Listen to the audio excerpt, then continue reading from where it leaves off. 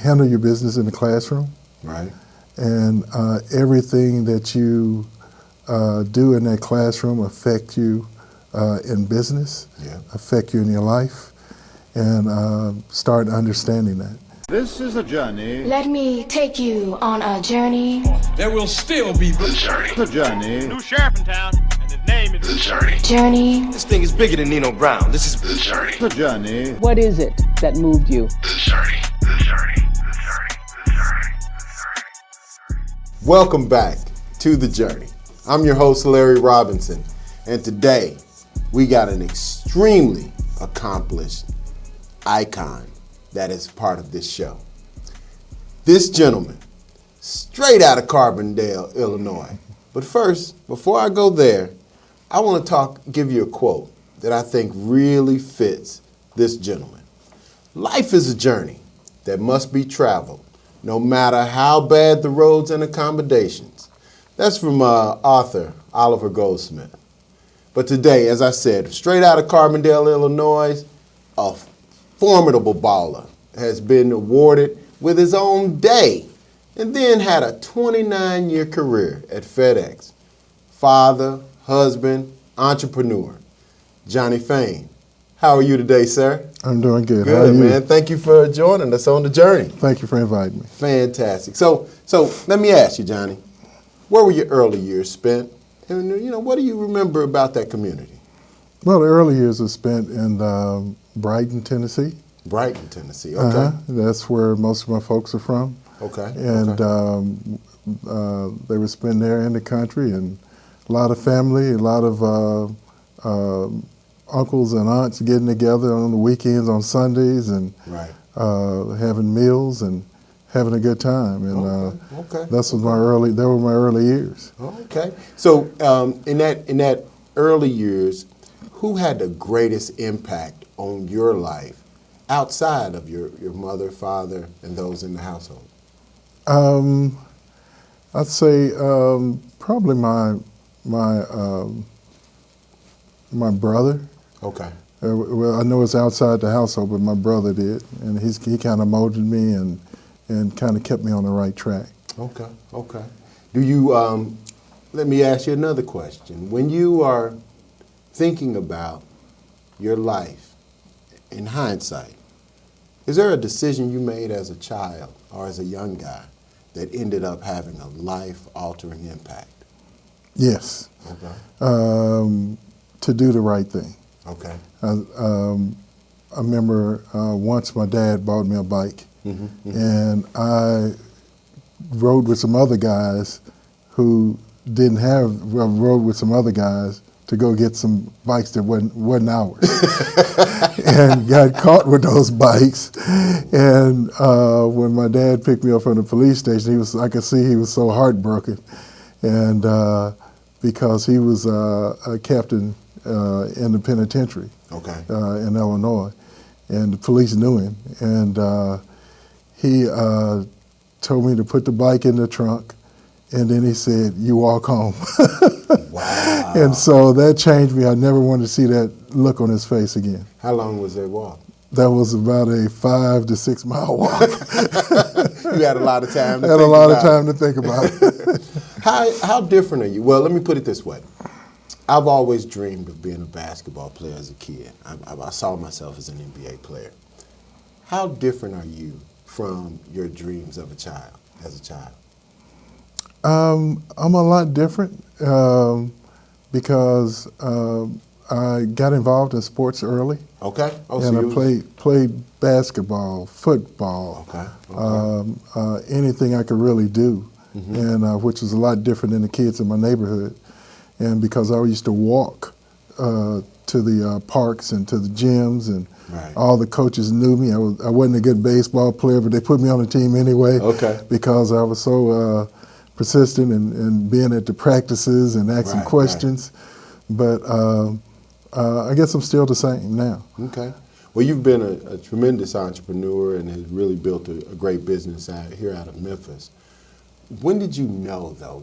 At what point in your life did you know, I can do this, I'm going to be all right, I'm going to be pretty good at this? I was listening to a message one time when somebody had preached about trusting God, trusting your beliefs. And I went through a point where I had landed the largest contract that I ever had. Okay. And I needed $80,000 in like 4 hours. Oh. And I was in a panic. And I asked everybody, my secretary, and I had exhausted all of my funds. I had like a 560 credit score. Oh, wow. So I wasn't bankable. Right. And then I remembered the message. And I said, and the Lord just reminded me, hey, look, just sit down and, trust me. And I did that, and he picked up the phone, I picked up the phone, started calling, and I had the money in my account in 45 minutes. Wow. Yeah. Wow. Now that's an impressive story. Tell me your why. Why you get up every day and fight the good fight? It's hard, it's really amazing that a lot of people search forever for trying to find their why. And even when you're in college, it's hard to find your why. You can't get your major, you can't get the right major, and you go sometime without finding that major. Absolutely. But, and even for me, when I played, had a college athlete and thought that basketball was my passion, but it wasn't. And so being an entrepreneur has fulfilled that passion. So getting self-fulfillment is my why. Right. You mentioned basketball. When did you decide that basketball, do you remember the moment you decided that that wasn't your route? Because you were pretty accomplished. You Southern Illinois Player of the Year, high school and college and everything. At some point, I'm sure there was a moment you said, you know what, this ain't gonna happen. Well, I think once I enrolled to a Division I school, which was Southern Illinois, I lost my passion for the game. Really? And just knowing that it wasn't fulfilling, and so that was a big turning point for me, in trying to find out what really made me passionate. Was it a day that you basically said, was it something that happened that really caused you to lose your taste? So to No, speak? it wasn't one thing. Wasn't one thing at all. No, it wasn't. Oh wow! It was just the fact you accomplished the Division I and now it's time to look. Yeah, I remember playing NBA All-Star at the University of Illinois. Okay. And I had like 23 on him in the first half. Oh wow!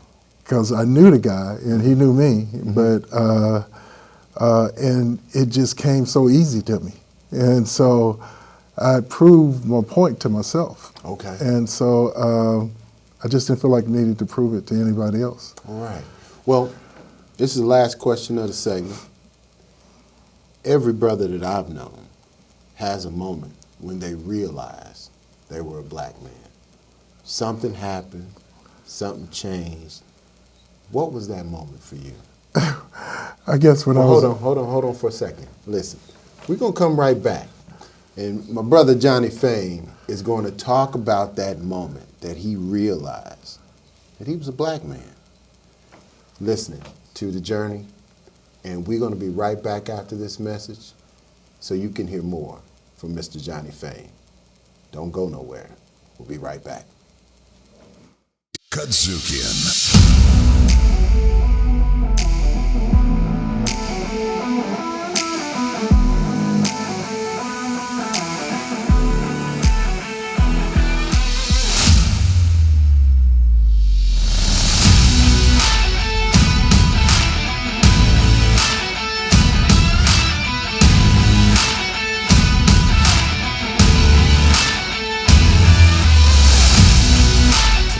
Based in Memphis, but it is international. A new building, an expanded team, new equipment, a new studio, all inside of 7 years. The resources that we were able to utilize with KUDZUKIAN and their team has been incredible. And our partners at KUDZUKIAN has been a large part of our success. One, it's Black owned, so we get to tell our own stories in our own way. I'm so proud of the founder, Larry Robinson, and his entire family and all of the team here at KUDZUKIAN. We are so proud of their progress that they've made here in Memphis. With social media and the technology we have today, the world is listening.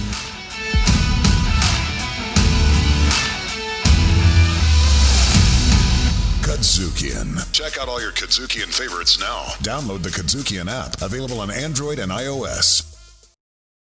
Welcome back to The Journey.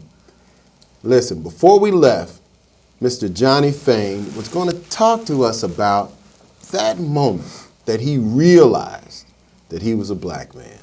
So, Johnny, you want to tell us the story? Yeah, it was really funny. I was probably 10, 11, and we were trick-or-treating. Okay. And so I grew up in a pretty diverse community, and but you know the railroad tracks always separate the communities. And so I went across the railroad tracks with some friends to meet other friends of ours to trick-or-treat. Right.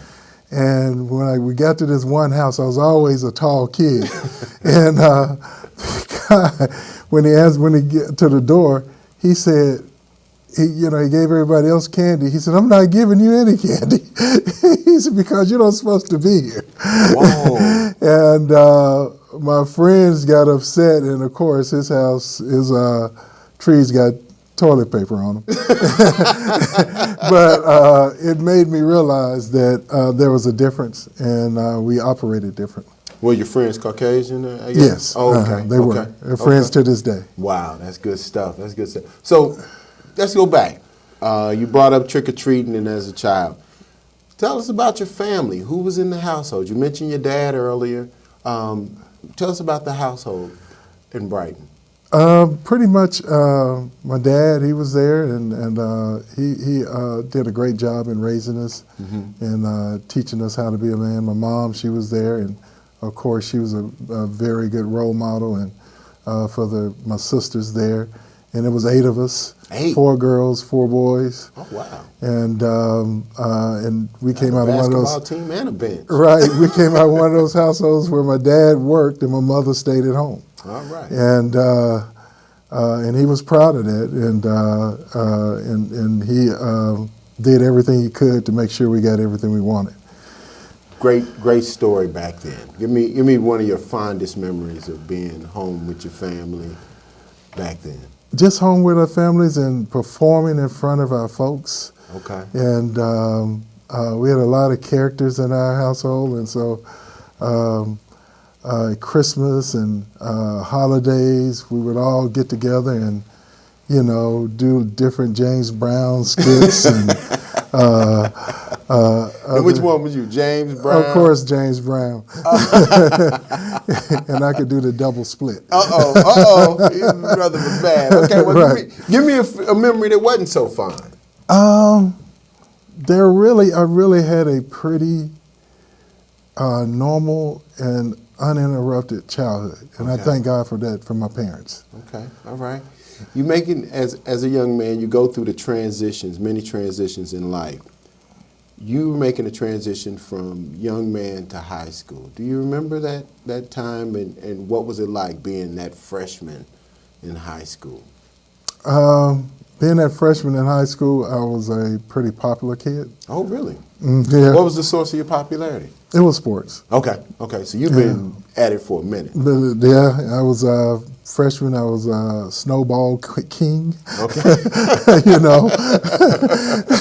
for our high school, Right. and we had a lot of really, really good friends with to this day, Right. and friends of mine work in the business with me. Okay. So you're making the transition from high school to college. Some people drop off and don't go to school. What made you say, okay, this is my next progression, and what went into that decision? Well, I knew that if I wanted to change things the way I wanted, I had to go to college. Okay. But I found out late. Okay. I had over 300 scholarship offers from around the country. I was third team All-American in basketball, and I was first team All-State in Illinois, and Chicago Sun-Time Player of the Year. Wow. And I couldn't go D1. And I had to go to a junior college to get my grades to get serious and go to D1 school. Okay. And so that's what I did. Went to Dodge City Community College. Okay. And I didn't know it, but at the time I was a good student. Okay. And so I got the grades my freshman year, which was very unexpected even for D1 schools. Right. And because it normally takes 2 years to be able to transfer. But my grades were so good, I was able to transfer out of 1. Okay. And so I was still recruited heavily, but I decided to go to Southern Illinois because I had 2 brothers. Okay. There, younger brothers. Okay. Okay. So moving from the college life, which we all had plenty of good times then, especially you in Carbondale, so I know you had a ball. So when did you make, that a transition to adulthood, when you say, okay, life's getting real? Mm-hmm. You remember that transition and what went into that? I do very well. Okay. And I was, had used up all of my eligibility and had too much fun there. Okay. I didn't get my degree. Okay. And you said you didn't get your degree? Did not. Oh, okay. Okay. And that's because I just, you're at home and you're going into college where everyone knows you, and right. And plus you're already popular on campus and off. Right. And it was a bad situation for me. Okay. Okay. And so I didn't handle my business like I should have. Okay. And so it was tough to think about that transition to adulthood, making that decision. Your career, when did you start? You spent a lot of time at FedEx, so I'm imagining, and you're a pretty young man, so I'm imagining you went soon after that somewhere you went into FedEx. So what was that like, and do you remember when you got that job, that call for the job offer and all that stuff? Yeah, I was a supervisor at Shelby County Juvenile Court. Oh, okay. And I thought I wanted to go into law enforcement, so I went into a friend of mine asked me to apply at FedEx for their security department. Okay. And so when I got that job, I was really extremely happy. Okay. It really was a life-changing situation. Okay. Because I like juvenile court, but it was a very stressful. I can when you see young folks in their situations, when you never have, coming from a small community like Carbondale. Right. How did you get to Memphis? I think we skipped over that part. What made you make the transition from Carbondale to Memphis? Well, I followed a smart girl, which was my wife. Okay. And she had a job here working for the University of Arkansas down at the military base. Okay. And where she was involved in that program for them. And we married shortly after we moved here, and that brought me back here, really home. Home, huh? Yeah. So what role has Memphis played as a community in your success? Oh, it has played I had job offers everywhere since I've been at FedEx for so long, and I wore so many different hats. Right. And I literally had job offers from around the world with FedEx. Okay. And so, but I really liked Memphis and thought it was a place for a lot of opportunities for minorities here. Okay. And it has been. Well, talk about your career. I mean, you had offers all over the world. What were you doing, and why were you so good at it? Well, like I said, when I got here and started at FedEx, started in the security department, and I just wanted to be more involved, do more, grow and learn the company.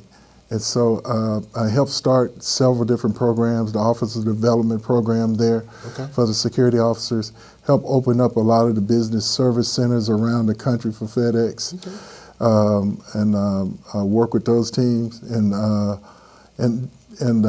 we assisted on internal investigations with FedEx, and then I had a job offer to be senior security specialist in over the Far East, and which I thought was my dream job.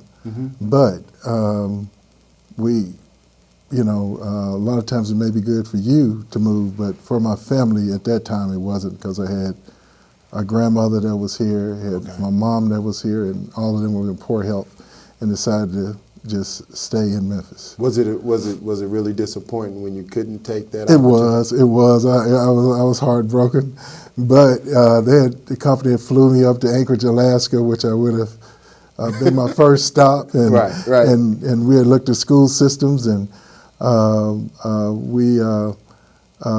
they even had planned my second stop, which was in Taipei, which they were opening up a new new location there, and then moved on to my final destination, which would have been Singapore. Wow. And so it was really a dream offer. Right. And but I couldn't take it. I'm sure that sounds because like of family. A tremendous disappointment. Tell me about a huge success when you think about your career at FedEx, or it doesn't necessarily have to be FedEx, but in your career, what's been the one thing that you really stick your chest out about? I had a lot of really good successes at FedEx, especially once I decided to move into operations and management. I started the hazardous material building there, the DG building. Oh, wow. And from ground up, and also was a part of the international freight operations, which was a pretty new operation at the time also. Okay. And so I had a good part in that. And so those accomplishments were I was pretty proud of. And you have a pretty well-respected janitorial service here, Fresh Start, right? Yes. Tell us about that, because you left FedEx.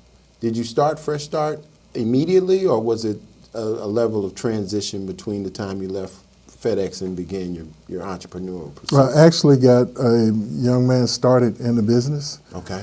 And when I seen him once, he had like hundreds of 1099s across his windshield, because I had introduced him to a friend of mine that was a VP at the time at AutoZone.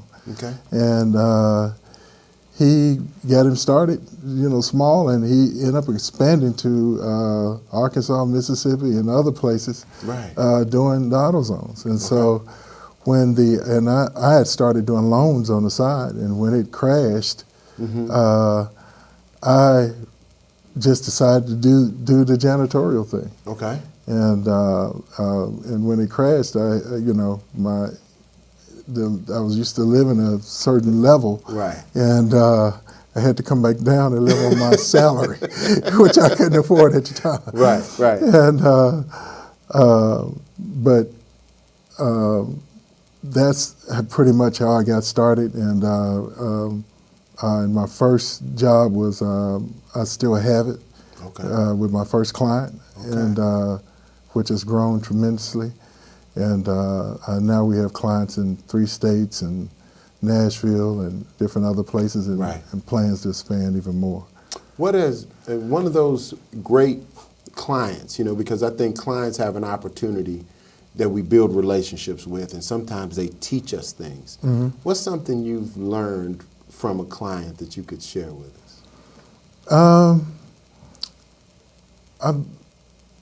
I've learned that return of investment is everything. Right. Unpack that a little bit for those that might not understand return on investment. That means that if they pay you, they want what they paid for. Right. And put it in a nutshell. And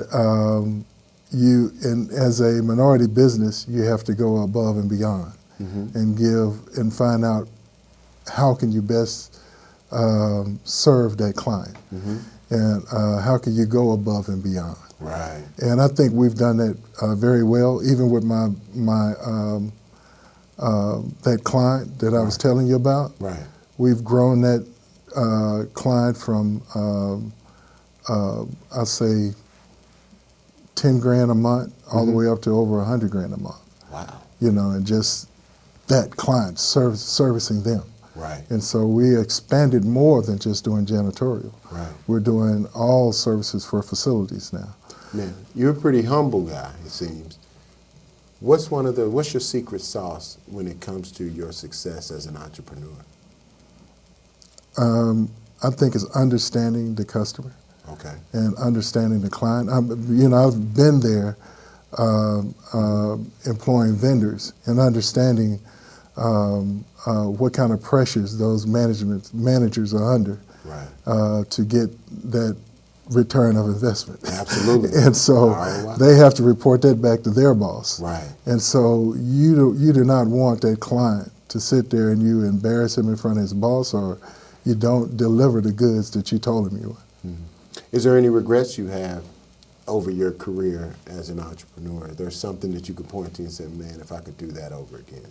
I wished I had left FedEx earlier. You should have been an entrepreneur much earlier. I should have been. This is my dream job. Fantastic. And what I dreamed about when I was younger. Absolutely. So I'm glad that you brought up younger. If you had something to share with that young man that was back there in Brighton, or that guy that was sitting in the dorm at Carbondale, what would you say to your younger self? Get serious sooner. Get serious sooner.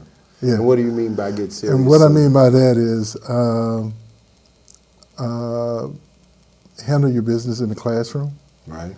And everything that you do in that classroom affect you in business, affect you in your life, and start understanding that. And I see it in business now. I see how some businesses grow and some don't. And it's more of an educational thing. Right. And so, and I think that a lot of minorities don't get serious sooner about their education. Good point. Well, listen, there's many boys, young boys and young men that are looking at you right through that camera right there. And if you could talk to them and give them some Johnny Fayne pearls of wisdom, what would that be? I think the main driver for me as an adult is that probably Matthew 6:33. Okay.